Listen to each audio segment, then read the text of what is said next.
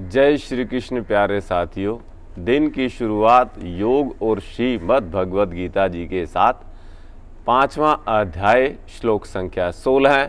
भगवान कहते हैं, ज्ञानेन तु तद्ज्ञानं येषां नाशितमात्मनः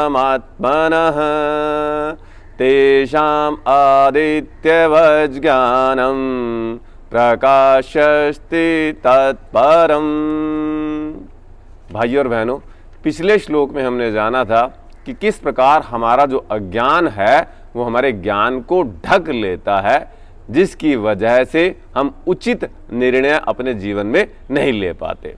पर इस श्लोक में भगवान हमें समझाते हैं, जिनका वो अज्ञान परम पिता परमेश्वर के ज्ञान के द्वारा, तत्व ज्ञान के द्वारा नष्ट हो जाता है। मतलब जब अज्ञान ज्ञान के द्वारा नष्ट कर दिया जाता है भगवान के द्वारा।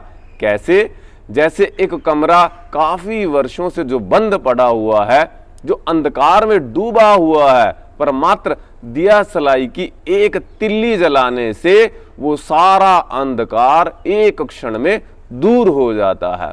ठीक उसी प्रकार भगवान का जो तत्व ज्ञान है वो हमारे अज्ञान को एक क्षण में ही मिटा देता है। और भगवान क्या कहते हैं, जैसे ही वो अज्ञान दूर होता है तो उस परम पिता परमेश्वर का वो जो तत्व ज्ञान है वो उस व्यक्ति के भीतर ऐसे ही चमकने लगता है, जैसे सुबह होते ही सूर्य दसों दिशाओं में फैल जाता है और अपनी आभा को चारों ओर फैला देता है। समझिए साथियों, किस प्रकार जब हमारा अज्ञान नष्ट हो जाता है और हम ज्ञान में आ जाते हैं, तो हमारा वो जो ज्ञान है, यदि हम उसे अपने आचरण में ले आते हैं, तो उस ज्ञान को उस आचरण में जब आने में जो हमारे आचरण से परिलक्षित होने लगता है, तो भगवान कहते हैं उस व्यक्ति का, उस साधक का जो व्यक्तित्व है, पर्सनैलिटी है, फिर वो चारों दिशाओं में अर्थात चारों ओर फैल जाती है।